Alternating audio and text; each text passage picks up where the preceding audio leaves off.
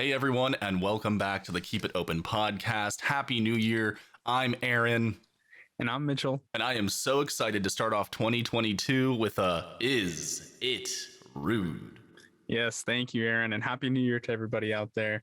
The Is It Rude for today is it rude to be a backseat driver? So if somebody has graciously, agreed to pick you up and drive you around, is it rude for you to comment on their driving and tell them how bad it is often? I think we're also assuming that they're graciously picking you up. Yes. It could be begrudgingly. It could be. Let's say in this case it's graciously. That's a good question. That's a great question. Yeah. Aaron, I'll pick you up. Let's carpool. I'll do you. Yeah, for sure. Okay, so off the bat, I think it's rude. 100%. So my dad does this. Bless his heart. I love him so much. I've been driving now for 10 years more, like 12 years. Yeah. Literally, he was here like a few weeks ago, as you know. And every time we drive somewhere, every turn, every stop sign, every red light, oh, stop. Oh, watch out, there's a guy on your left. I'm like, dude, please. Oh man, well hold on, let's I've got this. So the stop sign, first of all, like what is it that you don't fully stop, or that you're not stopping early enough, or what is it that makes him I don't know. I think like sometimes it's like I'm not braking like soon enough for his preference, but it's like totally not like an abnormal braking process, like you know what I mean? Like I think what it comes down to is your driving is just different than his, right? Oh yeah, I mean he's like people just like having control, overly cautious driver. Yeah, and also my dad likes to be in control of everything. But most people do though. It's like a lot of people get anxious in cars in general, so you feel safest when you're behind the wheel or in control.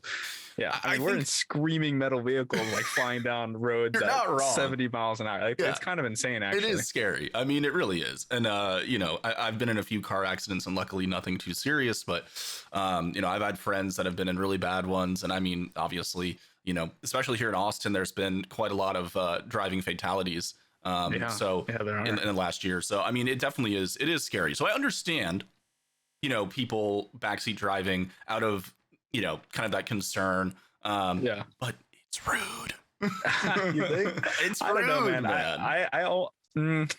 I agree and disagree. I do think if you're doing it to an extent, or rather, if you're doing it constantly throughout the drive, and it's just every couple minutes, like, hey, you gotta, watch your blind spot, make sure you look, whatever, the car coming on your left, stuff like that. I think that it can get rude. It's pretty annoying. Yeah. But I'd rather have all those times happen if you're about to get into an accident than not. I'd rather have somebody, point these things out. That's a fair point. For safety. That's a fair point. I think the reason that I say it's rude is like you're doubting the ability of the operator of the vehicle.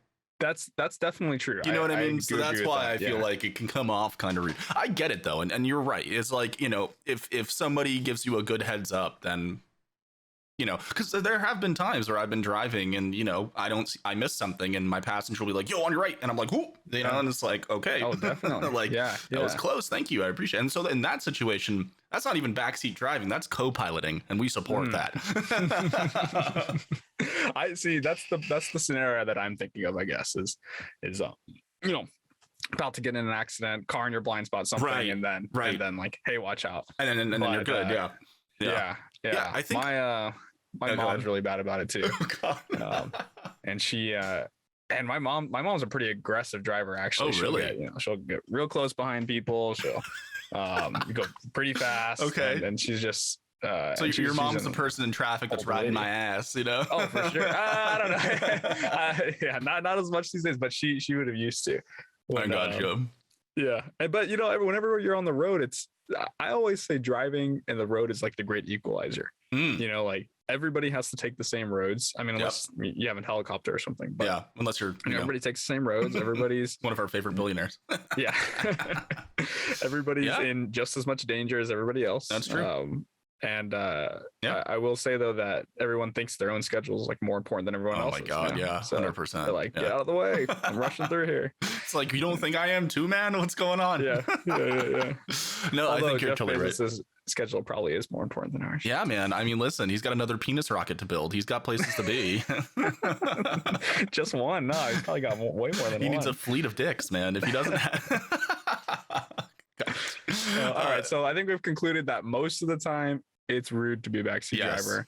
But if you're about to get in an accident, throw a little something out there. I agree. I think the moral of the story here is don't be a backseat driver, be a co-pilot. Oh yeah, there we go. That's perfect. Well said. Nice. All right. Well, so today, Mitchell, I think we're going to talk about the metaverse again a little bit. The holiday season was a big bump for metaverse virtual reality hardware. The Oculus app topped the Christmas charts as Meta doubled virtual reality sales going into 2022. Insane. I actually got one. So I actually got. Oh, you did? I got a Quest 2 virtual reality headset for. It was an early birthday present. My birthday is next week, but my parents and family sent it to me just after the holidays, before the new year, because things were like selling out like crazy, and so they didn't want it to, get delayed. So thank you, fam. Appreciate it. Nice. That's awesome, dude. It's been amazing, and obviously I'll go into that, but. The one thing I want to talk about is, as more people are buying these headsets and jumping into different metaverses, some of the things that are happening there.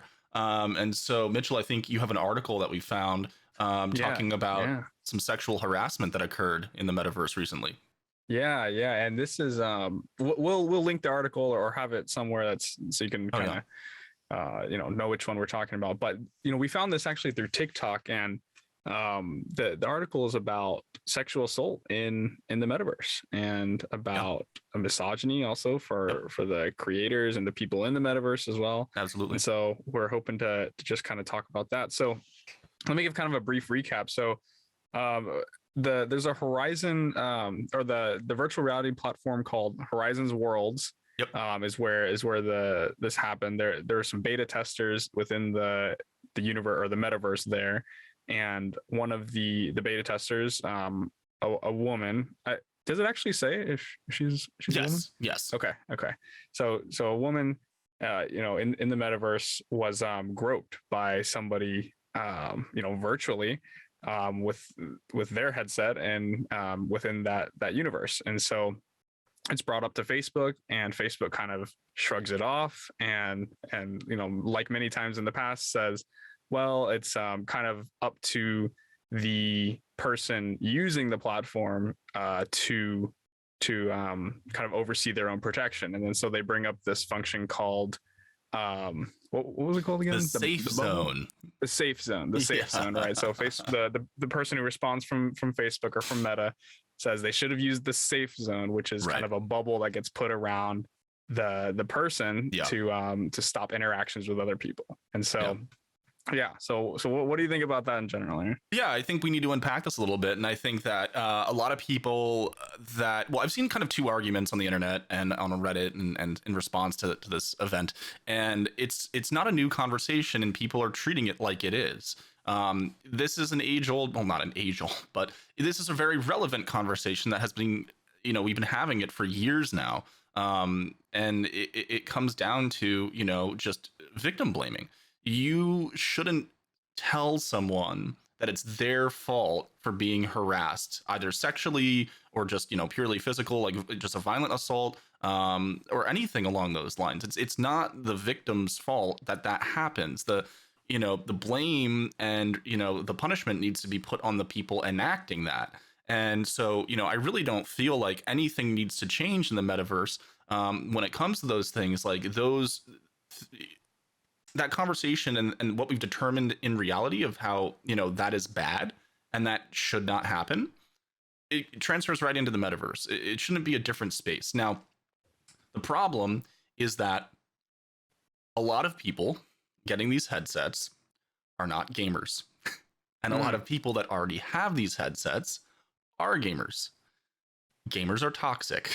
The internet is very toxic. When you're behind a screen, behind a keyboard, everyone knows you're not tied to your actual words, and and then and then multiply it by 1,000 if they're gamers, because if anyone listening has ever been in a COD 2 lobby, or spent any time on Reddit or stuff like that, you will know that people are horrible to each other via voice chat in the context of games specifically. Yeah, in the context of games. And the thing is that the virtual reality world at its foundation is mostly gamers, not casual jump in, jump out, people. And so I think that's one disconnect that we should talk about, go into a little bit more detail. And then the other thing is there's no police force in the metaverse. You can file a report, but most likely you're going to get a response kind of like this, where Meta basically says, too bad, so sad, which is, in my opinion, an awful fucking response for it's horrible PR and it's just wrong. Right.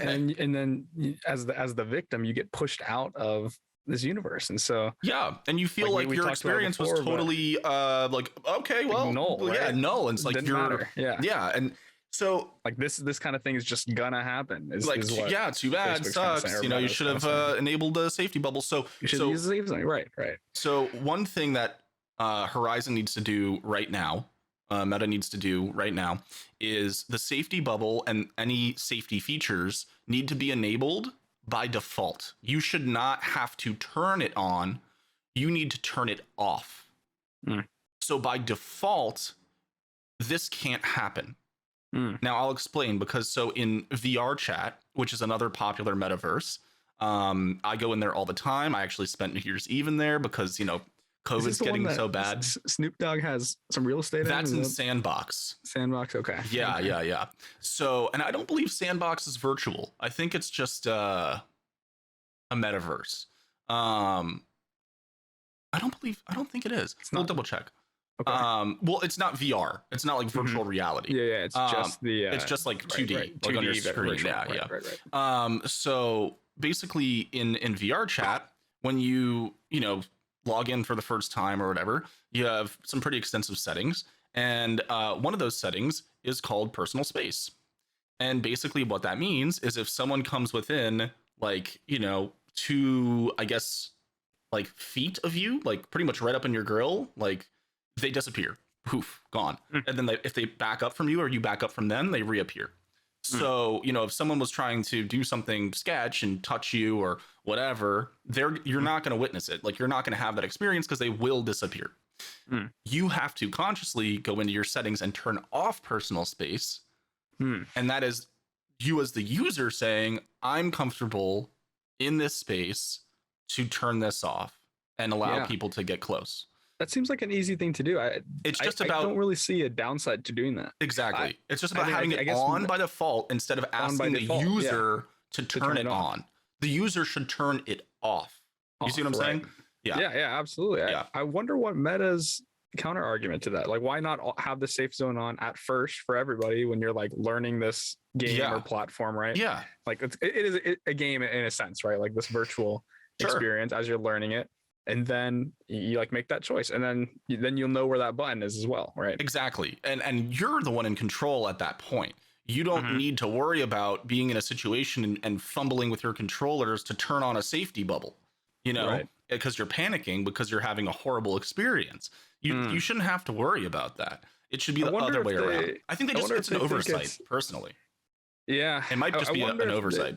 It could be, and maybe this is helping them make that change because it was relatively recent. But I hope so.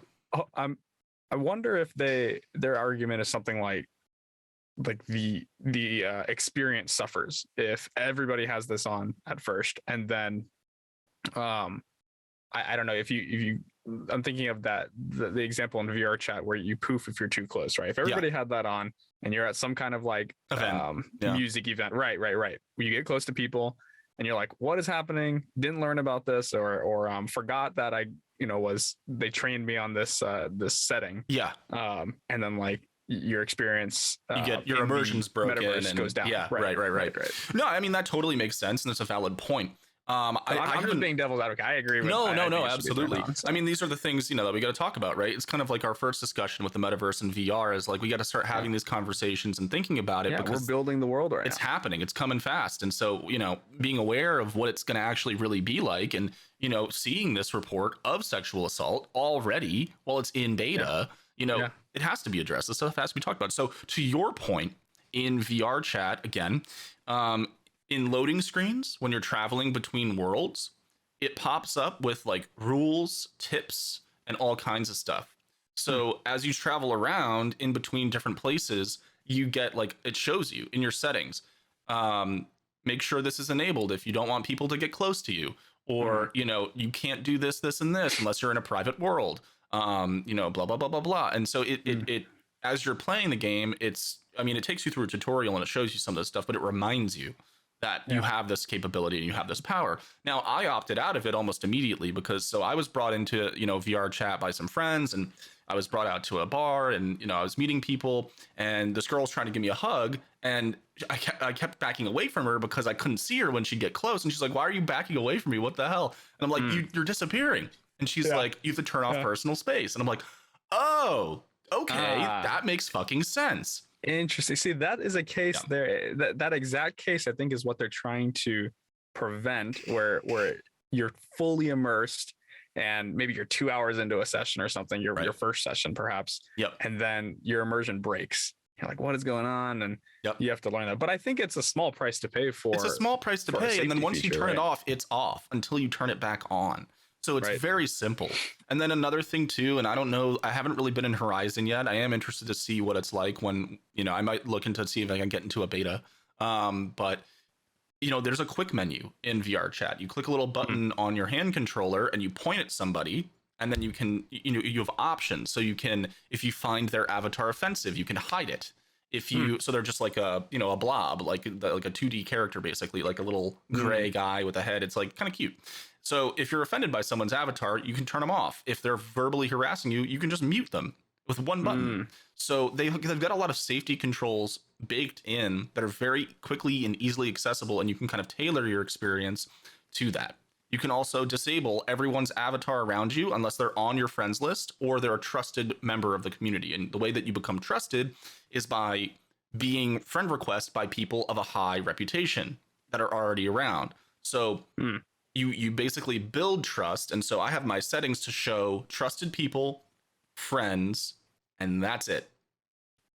So unless I click on you and click show avatar and unmute, I'll see that you're there, but I'm not gonna see what you look like. And I'm not gonna hear you. Does this, well, some of that I think those are great features. Some of them worry me a bit. I actually haven't hopped into any metaverses yet. Well, you gotta come over this weekend, man. Virtually, you gotta come try it out, dude. It's awesome. You'll have to clean up your cats. Listen, man. Okay, my cat has an upset stomach today, guys. All right, we're not going to talk about it. Everyone, prayers and well wishes for my cat. Okay. Oh my god, you asshole. So the one, I wonder if that like it's almost does it devalue people who are newer to the universe? So if you have not built up any trust and you're brand new, you have zero friends, zero family, zero followers, or what have you, then for the entire population that has that setting on where it says we cannot interact or view you if you don't have what was it, like mutual friends or something like that, or so unless so for example, if you and I are in a bar but you and I aren't friends, actually I haven't said that I'll be able to hear you, but I won't see your model. I'll see like a fallback model if you have it set. But until if you don't, friends, and then or I don't even have to friend you, or I can just click on you and I can reveal you. I can show you. So again, I make the choice, right? Now I do see your point though. Okay. It's definitely true. People, you kind of got to network a little bit. You got to mingle, and then as you start to make friends and you add people, and they kind of show you the ropes, then the wall comes down pretty quick is what I'm trying to say. And most people have it set that way, not necessarily as a social thing, but a performance thing. for your Oculus or your computer. So if you go into a world and there's like 60 people and your computer's trying to render 60 people's avatars, you're just going to start lagging out. So part of it is also for performance. And you only see the people that you want to see, if that makes sense. Because some people, it's a whole nother discussion, but some people use very unoptimized avatars that have a lot of in English, they're hard to view. They're taxing on the computer or on the headset. So someone walking around and they walk in front of you and you're like lagging. You're like, oh God, turn that person off. So it's kind of a preventative thing, but yes, it also is a social thing. But it's also kind of accepted once you start to really get into the, that metaverse and interact with people. It's like a normal layout of settings, so to speak. Okay. So cool, I think that the real overarching issue here, to bring it back, is this isn't a new conversation, and I think people are treating it like that, and I don't think that's fair to anyone. I don't know if we brought it up before we were recording. We were just talking a little before, but the same argument about when someone from an older generation may say, hey, just don't dress like that when you're walking down the street or whatever street, right? That's a dangerous street. Just don't dress like that, or just don't walk down that street. Right. It's your fault if things happen. Right. Again, it's that victim blaming. The victim blaming, exactly. Yeah, the same, and it's just not acceptable. We know as a society, we've come far enough. We know that is not the way things should be. Right. At least here in the U.S., there are other countries where that's not quite the same. But absolutely. The thing is that clearly it still happens here. I mean, it happens IRL. It's happening URL. It's going to continue to happen in these metaverses. And kind of to my point earlier is, people on the internet are rude, and this will happen. This will continue to happen. So the big debate I got my friend into with my friend was, here, let me give the analogy. So he basically says they opted in by joining Horizon. And I said, no, they didn't. Basically, it's like they opted into an experience. They didn't opt into being harassed. And so the way I framed it was, imagine you're walking down the street, a public street, right? You're just exploring, you're walking around downtown Austin, and some guy runs up to you and just starts shooting you with a paintball gun and goes, I win, you lose. You didn't opt in to play that game for that. You didn't opt into that experience. And his whole thing was, yes, you did, because he's saying, no, you're in public. You walked into a paintball arena. You just didn't understand the rules. And I was like, bro, like there's no, that's not how this works, especially with something like sexual harassment. Yeah, I disagree completely. And so I think that was the best way I could kind of quantify it, is like, yeah, just because gamers are toxic doesn't mean that people have to deal with it or accept it. Like, well, that it's the I am beginning to see your friend's point clear now, I guess, with the analogy of, let's say, the paintball to gamers, right? He's saying this is a gamer's world kind of thing. Yes, he's saying you knew what you were opting into, and this is what gamers are like. But that's that's reinforcing the conversation of, if you go down that street dressed like that, then bad things will happen, and it's your fault. And that's not the way. Yeah. It assumes that the default in this scenario is that bad things will happen. Yes. And then if they do, you need to do things to prevent these default bad things from happening. Instead of everyone saying we shouldn't have bad things happen. Right. And so I was trying to show him because he's right. The gamer culture, and you're right, the gamer culture is like that. It is. And unless you've kind of a fair amount of time on COD lobbies and stuff. You know what it's like. And that was kind of the joke, right? Is like, me and him were talking about it, and I was like, bro, like, a lot of these people weren't born in the darkness like us. Like, we've been born in it and raised by it. It's like Bane from Batman. I'm thinking somebody comes off the street, buys an Oculus, jumps into never gamed before in their life. No idea what they're about to go into. People are drawing penises everywhere. Dude, and running around like the little Ugandan guys going, "Take me to Yalida." like all Yeah. kinds of like ridiculous shit, and they're like, what the fuck is happening? This is so offensive. So Yeah. again, it's about like kind of that conditioning or lack thereof. And I think that, I mean, obviously over time people kind of get more accustomed to what happens in these metaverses and what kind of things are going to be presented with. Yeah. But I still don't think that it's okay. And I think that again, those reports that are going to come in that Meta is going to receive and other metaverses will receive need to be taken a little bit more seriously. It's like we talked about with the in the first conversation about the metaverse, and if you have a job and then all of a sudden you get banned and then your account, your assets, they're all gone. It's similar to that. Like access needs to be the punishment.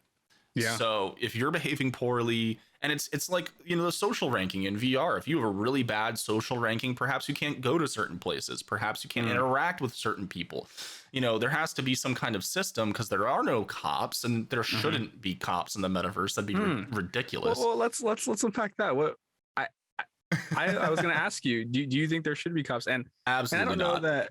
Okay, well, I think Yeah. that cops can also take the form of, so maybe not cops, but let's call it like authority, Yeah. or something, right? Yeah. Like I don't think the overarching like universe God who created it should be the only authority, right? Like in that case, then the only punishment is probably like access, right? Yeah. Maybe I don't know if there should be some kind of other authority within this universe. Like what if you do something illegal in the verse? Is it up to other people to report this and then you get banned by that overarching entity? Or like should there be some kind of consequence that? No, I think you're completely dead on. It's community policing.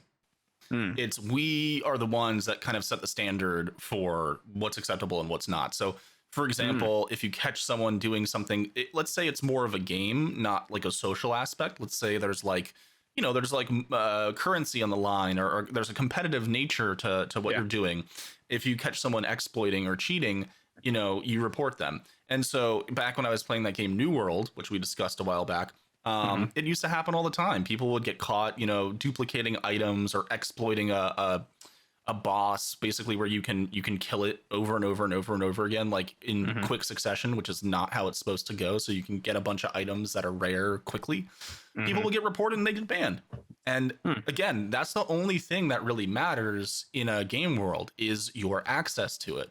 Nothing else, can really, it's hard to penalize people and change behavior, right? Because bringing it back to what happened to this woman, my buddy was saying, oh no, boo-hoo, someone virtually tried to grab your chest.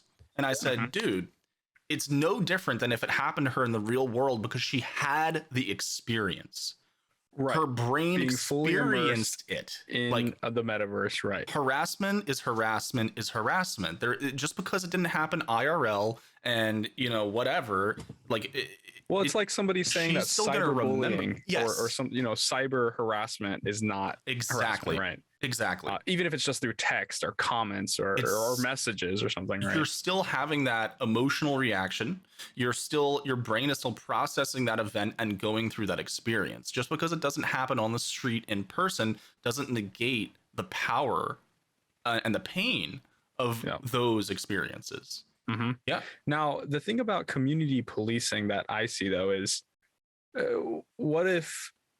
Well, let me take a step back real quick. The analogy for real life is if you go to prison or jail, right, you're losing access to the quote unquote real world, right? Like the society. That's the IRL ban, right? You're in a box for a while, right? And and you lose your access. So in a metaverse world, though, with community policing, could you well, the couple scenarios. First, let's say somebody does something completely on accident.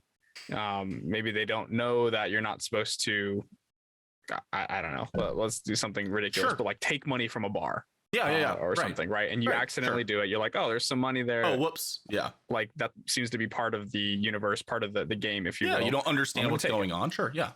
Right. And you do that, and then some people report you, and then you lose your access. Let's say a bot. I don't know if they have people overview or reviewing these cases or if it's a bot, but I actually don't know. Okay, but in probably that case, probably like, a support team. Yeah. in real pretty, life, pretty fucking thin, right? You would go to court or something, and you'd say, hey, and you there's plead an your accident. case, and Yeah, or you talk through it with the bar owner, and you give it back, and probably everything would be fine. Sure.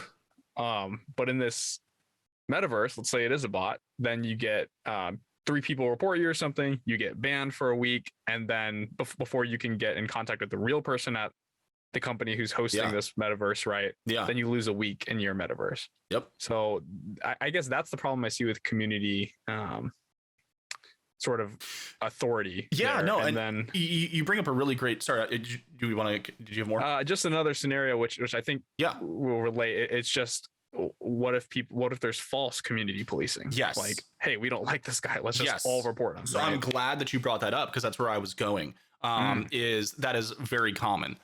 It's common in MMOs. It happened all the time in New World. So in that, I'm going to use that as a reference because it's actually a really good basis. So in New World, I think if you recall from the previous episode, I think it was our first or second episode,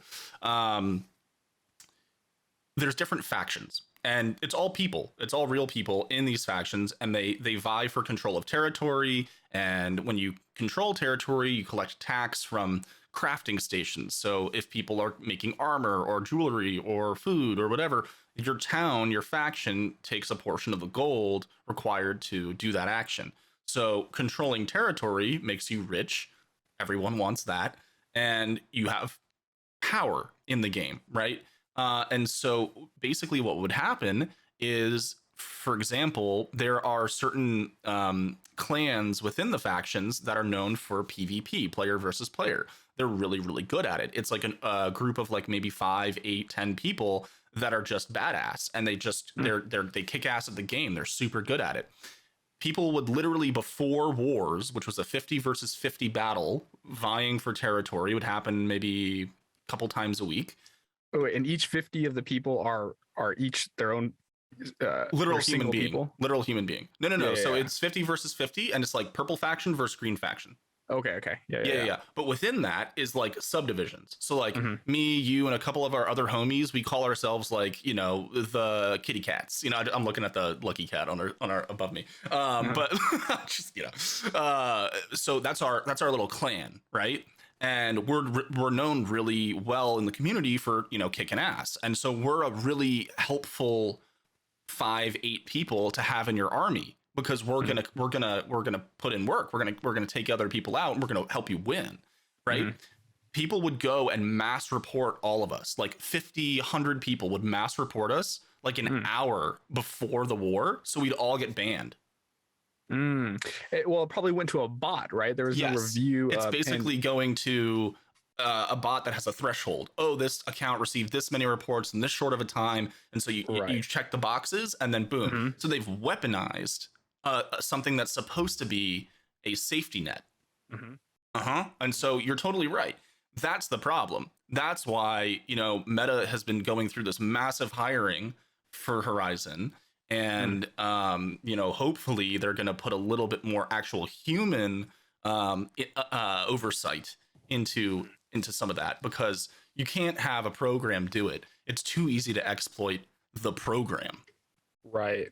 As the programs get smarter, though, I assume they'll be able to solve that, but we're probably years away from something. I think dynamically complex. I think we're a ways away from it. And the thing too is that people that play these games, like, people say, "Oh, gamers are lazy and stupid." Like, bro, you have no idea. Like, a lot of people I game with are like, like engineers and like literally like doctors and like surgeons. That when they get home, what they want to do is play video games and chill. Plug in, rather.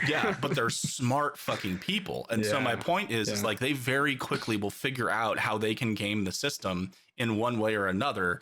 And again, gamers are malicious. Gamers are they're cutthroat. Not everyone, but there is, it's known, like, oh, don't mess with that guy.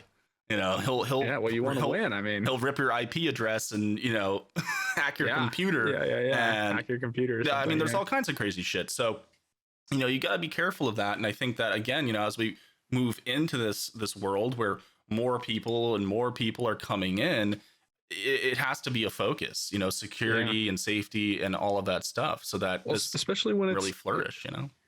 It's a merge of this sort of gaming community or really digitally focused people who are really very, very good at these things often, and comes along with maybe coding and hacking and can do other things like that, to the combination of that world with real world people. So exactly, like I was mentioning earlier, somebody who just bought an Oculus and doesn't know anything else about technology, but wants to kind of hop into the metaverse. And I think those two worlds colliding is going to be interesting for sure. It definitely is. And I mean, that's what my buddy was saying is, the internet's not going to change. How do we change people on the internet?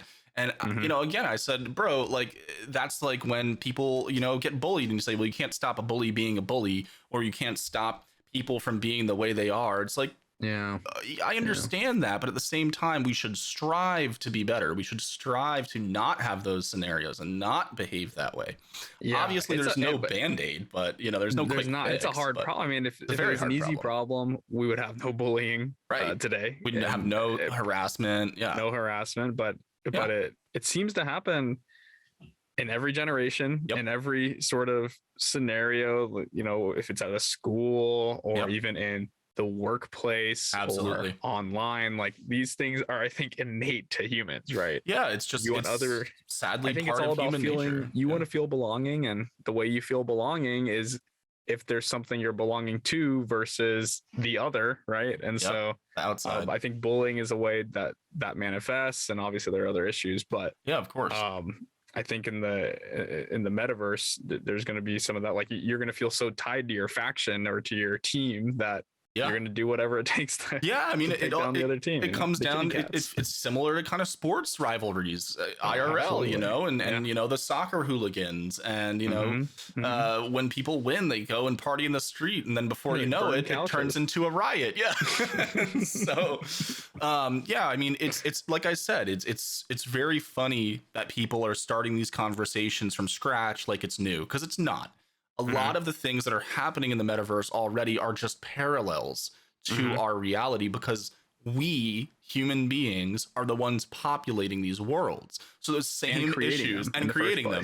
So it's the same issues. It's the same things will happen because nothing has changed. Right. It's just us. I would argue that it's augmented though, even because of your disconnect from, the social downsides that you experience in real life. You're behind a keyboard, you can run away, turn it off anytime. You can, change to a different world, go to a different bar very quickly.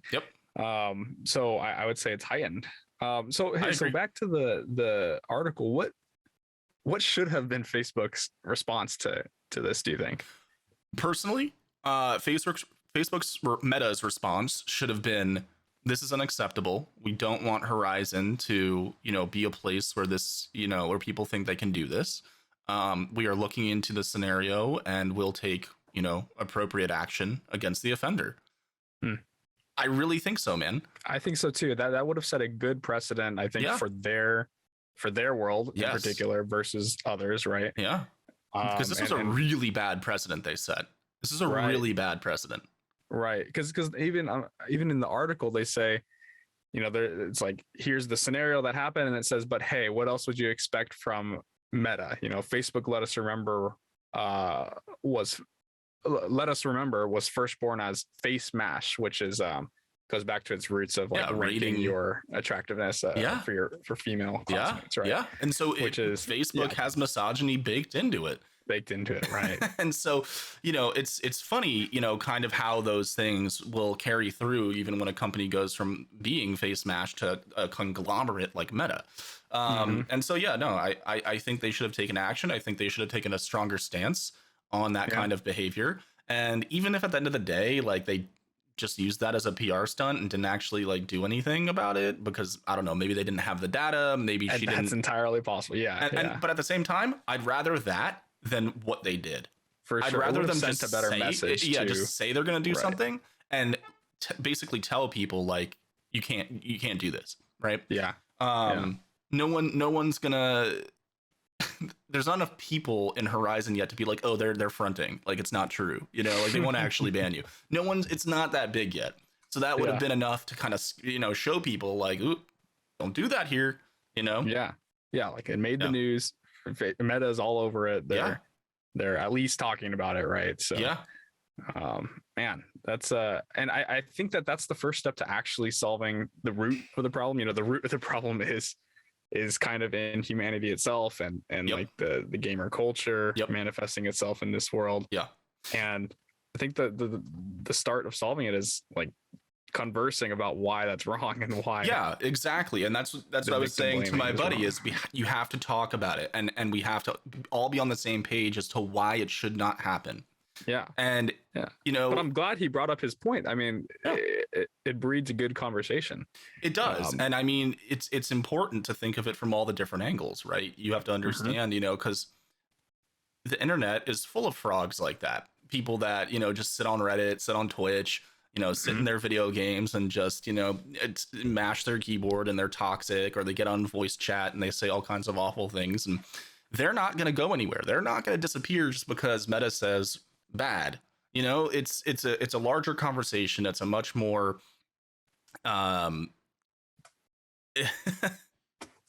it's a much more like societal thing than we think. Like it's a much bigger issue than just gamers on the internet, you know? Yeah. Yeah. It's really gray area too, because the line is so towing the line is so difficult with gamers saying, like, I think in the context of gaming, you can probably say almost anything and get away with it, for lack of a better term, right? In the context of gaming, you can say, I'm gonna kill you, I'm gonna show up at your house and plant a bomb and kill you, right? I hear the FBI knocking on your door right now. FBI, open up. No, but it's true. But you're 100% right. Yeah. And then when you merge that world with now the, you know, people coming from quote unquote the real world who think this is just going to be a fun experience where they can like walk around and they'll be like, whoa. Yeah, exactly. Yeah. They think they're going to get that experience, but they're actually going to get, hey, I'm going to show up at your house and kill you. Like it is a strange line to toe. Very strange line to toe. And also, you know, there's a massive age gap, right? So my birthday is next week. I'm turning 29, and I'm in the metaverse, and there are definitely people around that are probably 14 or 15 years old, or maybe even 13. You know, so luckily the metaverse has communities, and you can meet people, and you can become part of kind of more private communities where you can only join the world if you're invited. So very quickly I found those communities, so I'm not around children. So, you know, but age verification, right, exactly. But so age verification is one really difficult thing. Like, you know, kids are smart. I was smart when I was on the internet and young. I knew how to click a say that you're 30. and say that I'm, you know, however old. So it's really hard to vet that. And my point is not that kids shouldn't be allowed. I think that gaming is awesome, and I think that for the most part, you know, maybe we're making it sound a little bit worse than it is. Not all gaming environments are super toxic. It's something that happens, and you learn how to deal with it one way or another. But I do think, you know, kids being able to experience the metaverse, it's inspiring, it's awesome, and they should have that opportunity. But then again, you know, knowing that you can go to like an 18 plus adult community and be around people, you know, that are of your age, you know, when I'm in my communities, when I go in, I know that a lot of the people that I'm hanging out, having a beer with, you know, are around my age, like either 30 or 30 plus or in their mid 20s. And so, you know, that's important too, is these dividing lines between the different communities need to be a little bit more clear. I think things need to be ironed out a little bit more in that sense, because let me tell you, man, a 13-year-old on the internet will say some crazy fucking shit. Yeah. And they don't even know what the hell they're saying. All they know is they don't have control of their bodies yet. No, and all they know is that no one can do anything about it. They can say all the bad words. They can say all the horrible things that everyone tells them not to say in real life. They can get all that venom out on the internet and get a rise out of people, because they're kids, man. They just want to be shitheads, you know?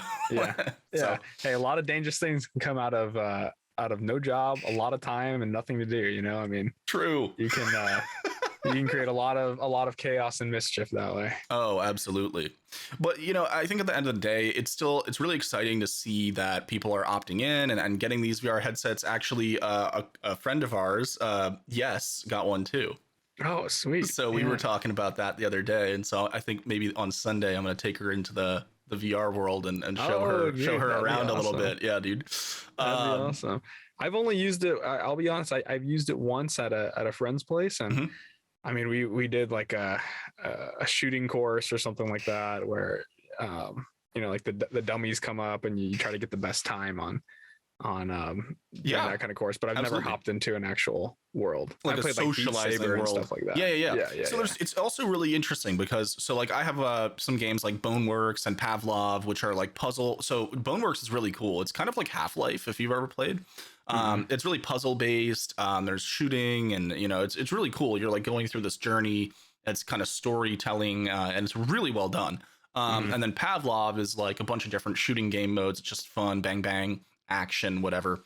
But yeah, that's one side of it, right? Like all of that, Beat Saber, some of the other games, Arizona Sunshine, which is like a zombie survival where you're fighting to survive, and that's the gaming side of it. And then there's the VR chat, Horizon, and all the other metaverses that that are popping up, which they're mainly based around socializing, and that is a whole nother experience. So that's really where VR is going to take off. That's where it's really going to, in my opinion, it's the bread and butter is going to be in those social worlds, social environments, because you can jump into a VR game and have fun for a while for sure. Yeah, but you're not going to be immersed like you are in a real world, right? No. Like in a real world. So what's going to happen, I think, eventually is like they'll be kind of merged, right? Where the game is also part of the social aspect, and you don't have to participate necessarily in the gamified, parts of the world, but you can. And that obviously, the war for attention, they're going to do that because, they want to keep people in as long as possible. But yeah, I think that, it's very interesting. And it's totally in line with your point of the people coming in and not knowing, really kind of what they're getting into. Yeah. And I think, gaming culture and the people in that community there are their problems there, right? But I think this new group of people who are not gamers still come with their own problems as well. Oh, absolutely. Those are going to manifest now in sort of a digital way. Absolutely. Too. It's gonna be a very interesting few years as this new world, develops. Same problems. New world, same problems. I think the most important thing, like I said, that we can put out there is these are not new conversations. They're the same conversation. Just how do we understand it in the frame, through the lens of a digital world, because it's a parallel, so I think it's very, very interesting stuff, and it is exciting. I'll even tell you, man, I me, massive nerd, so I was enjoying my time in VR and I was having fun, and so I started looking into how to build my own world, and so I have been spending time in a program called Unity. I have trying to whip something up. I'm building a penthouse for myself. Nice. To start. It's about halfway done. Yeah. So I've gone down that rabbit hole. But can you can't transfer that to any other digital world, right? No, not to any other world, but I can upload it to VR chat and anyone could use it. Oh, that's what I meant. So you use Unity's like a third party that you can build stuff in. Yeah, Unity's a game development software. A lot of different games have been made in Unity. But yeah, it's used for VR chat supports it, and so basically when I'm done with this world, I can either keep it private and just make it my exclusive, home, and no one else can make it theirs. And, if you ever want to go to it, I have to invite you there, or I can make it public and people can, if they like it, they can make it their own home world.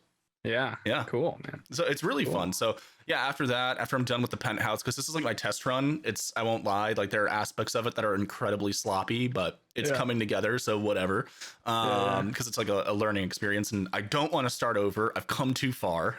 It's more about plugging up the holes, not rebuilding the ship. Exactly. So the penthouse V2 will be a lot better, but before I do that, I'm gonna build a speakeasy. That's my big thing, is like, because there's a lot of nightclubs in VR chat, which are great. Nightclubs are cool. but I haven't seen anyone do like a speakeasy tavern, which I think would be really fucking cool. Like when you load in, if it's like you're on a city street and there's like a barber shop, and then you walk into the barber shop and you go to the back door and knock, Secret and then it code or opens. something. Yeah. So I want to build something like that because I haven't seen that before. Yeah, it would be cool if like there was like a password and whatever involved too, that you had to like join our Discord and like, you know. Yeah. I wonder if you'd have to hire somebody in the metaverse to be a bouncer. People do that. Yeah. I'd imagine that's a job. People, you know, they these communities, friend groups, they have like trusted members, and you know, a lot of new people obviously get invited to the community, via friends and stuff. So you know, they kind of keep an eye on things, and if someone's kind of acting out of pocket at a party, they'll basically like vote kick them from the instance. And you know, if you see a certain name initiating the vote, you generally just vote, because you know that they're not going to abuse that, you know, because of the mod or something like that. And so it's like the room. If Aaron initiates a vote kick for Jerry, you're not going to question it. You're like, okay, yeah, Aaron's the mod of this area. Like, we trust him. We're gonna trust him on that to you know, he's making a good call there. Right. Yeah, I mean, sometimes it's innocent though. Sometimes someone falls asleep in VR and they're just snoring, so we say it's calling them an Uber when we kick them, so that they're. Funny. But yeah, man, I think. What do you think, Mitchell? We keep it open? I think we keep this one open, man. Awesome. I mean, obviously, we knew we were going to come back and start talking about the metaverse again, and I'm sure this is not the last conversation. But we'll talk more about it for sure. 2022's got a lot to come. Oh yeah, I can already tell. Excited. Awesome. Yeah. Thank you guys for joining us. We really appreciate it. Remember, if you haven't already, like, subscribe, YouTube, Instagram, Twitter. Stay up to date with us. Let us know what you think in the comments below, and we'll see you next time. Thanks, everybody. Later.